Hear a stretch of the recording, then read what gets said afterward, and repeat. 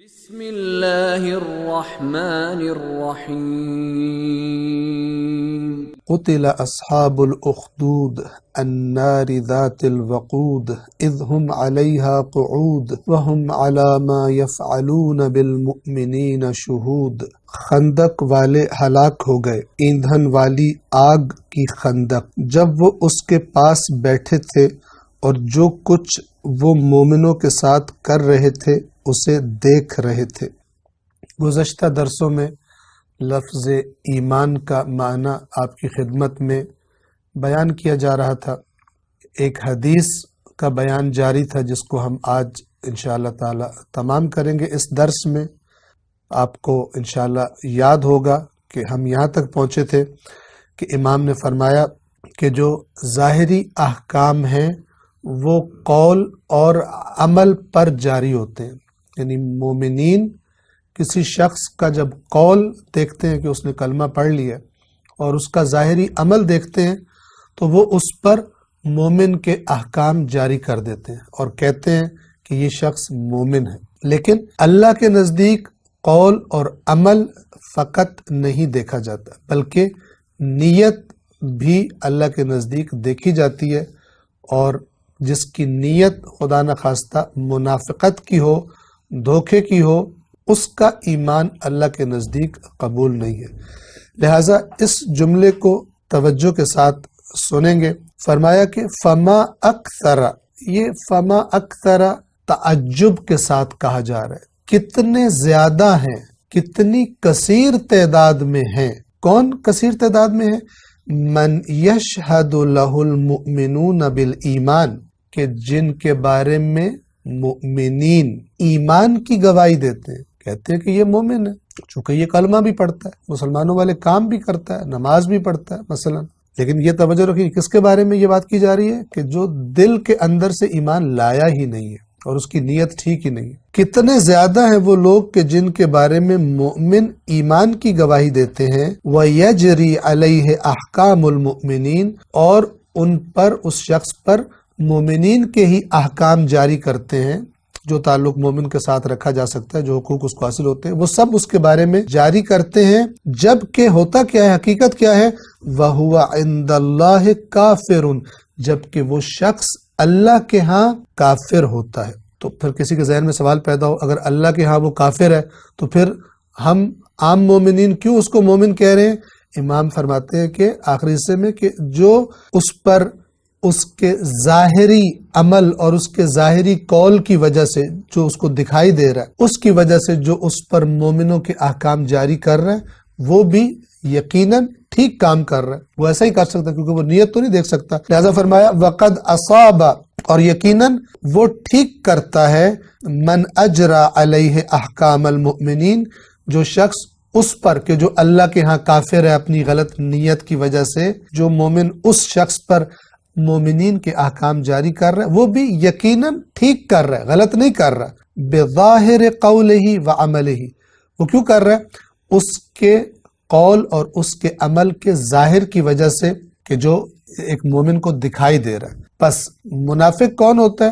ہو سکتا ہے وہ کلمہ بھی پڑھ لے، قول کے اعتبار سے بھی اپنے آپ کو مومن کہے اور عمل کے اعتبار سے بھی مومنوں جیسا عمل کرے، لیکن جب تک دل کے اندر ایمان نہیں اترتا تب تک اللہ کے نزدیک، اللہ کے ہاں انسان مومن نہیں بنتا۔ یہاں پر ایک بات کا اضافہ کر دیا جائے، قرآن مجید نے منافقین کی جو نشانیاں بتائی ہیں، اگر وہ نشانیاں ہر ایک انسان دیکھے کہ میرے اندر پائی جاتی ہے یا نہیں پائی جاتی، اس لیے کہ اگر انسان اپنے آپ کو مسلمان کہتا رہے، ایسا نہیں کہ اندر سے اپنے آپ کو کافر سمجھتا ہو لیکن لوگوں میں کہہ رہا ہو کہ میں مسلمان ہوں، نہ، اپنے آپ کو اندر سے بھی مسلمان ہی سمجھتا ہو، لیکن اگر وہ مسلسل خدا کی نافرمانیاں کیے جا رہا ہے اور وہ کام کیے جا رہا ہے کہ جو اللہ نے کافروں اور منافقوں کے بتائے ہوئے ہیں، تو یہ اللہ کی مسلسل نافرمانی، اس کا آخری نتیجہ یہ بھی ہو سکتا ہے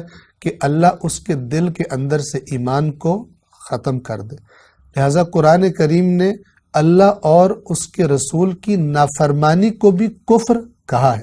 سورہ آل عمران میں اللہ تبارک و تعالی مثال کے طور پر فرماتا ہے قُلْ اطیعوا اللہ والرسول، اے رسول ان سے کہیے اللہ اور اس کے رسول کی اطاعت کرو۔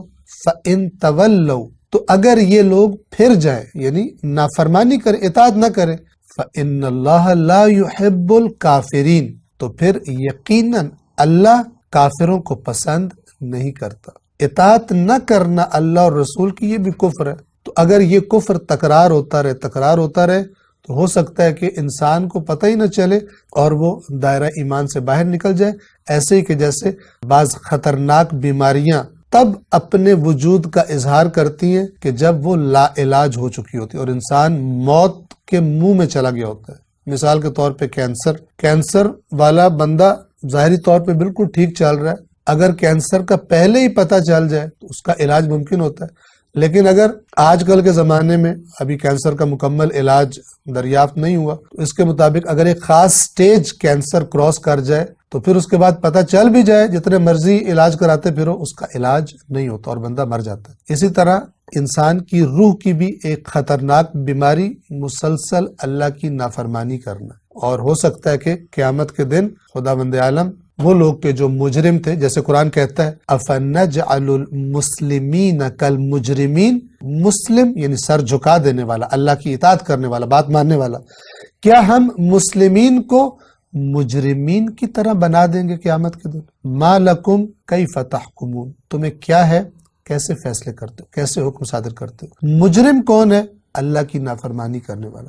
پس انسان اگر اپنے اعمال کے اعتبار سے مسلسل اللہ کی نافرمانیوں میں غرق کر دے اپنے آپ کو، تو پھر ایک سٹیج آتی ہے کہ جب اس کو پتہ بھی نہ چلے اور وہ دائرہ اسلام سے باہر چلا جائے۔ اگرچہ مسلمان باقی اس کو مسلمان ہی کہیں گے کیونکہ وہ مسلمان گھر میں پیدا ہوا ہے، اس کے شناختی کارڈ پر، آئیڈینٹی کارڈ پر مسلمان لکھا ہوا ہے مثال کے طور پر، لیکن اللہ کے پاس ہو سکتا ہے کہ وہ اپنی حرکات کی وجہ سے دائرہ اسلام سے باہر نکل چکا ہو۔ وَهُمْ عَلَى مَا يَفْعَلُونَ بِالْمُؤْمِنِينَ شُهُود، اور وہ دیکھ رہے تھے جو کچھ وہ مومنوں کے ساتھ کر رہے تھے۔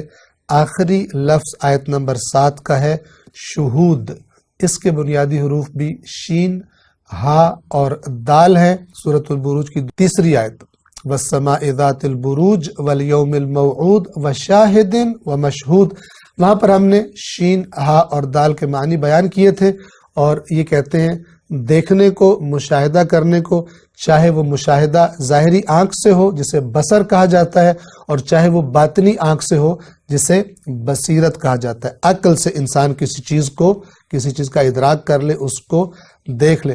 مثلا انسان جب بھوک کا احساس کرتا ہے تو اپنی بھوک کو آنکھ سے نہیں دیکھ رہا ہوتا، لیکن اسے پتا ہوتا ہے کہ بھوک موجود ہے، اس کا ادراک وہ اپنی اندرونی آنکھ سے کر رہا ہوتا ہے اللہ تبارک و تعالیٰ کے بنائے ہوئے نظام کے مطابق۔ شہود بھی اسی شین، ہا اور دال سے ہے، اور اس کا معنی بھی ہے دیکھنے والے۔ شہود میں حاضری کا معنی بھی ہے۔ وَهُمْ عَلَى مَا يَفْعَلُونَ بِالْمُؤْمِنِينَ شُهُود، اور یہ لوگ جو کچھ مومنوں کے ساتھ کر رہے تھے اس کو، وہاں پر یہ لوگ حاضر تھے، اس خندق کے پاس خود بیٹھے ہوئے تھے اور وہاں حاضر بیٹھے اس کا مشاہدہ کر رہے تھے، اس کو دیکھ رہے تھے۔ شہود بھی جمع ہے شاہد کی۔ شاہد یعنی گواہ۔ گواہ کون ہوتا ہے؟ جو دیکھ رہا ہو۔ یہ خود گواہ تھے، یہ خود دیکھ رہے تھے، یہ خود حاضر تھے کہ یہ مومنوں کے ساتھ کیا سلوک کر رہے ہیں۔ والسلام علیکم ورحمۃ اللہ وبرکاتہ۔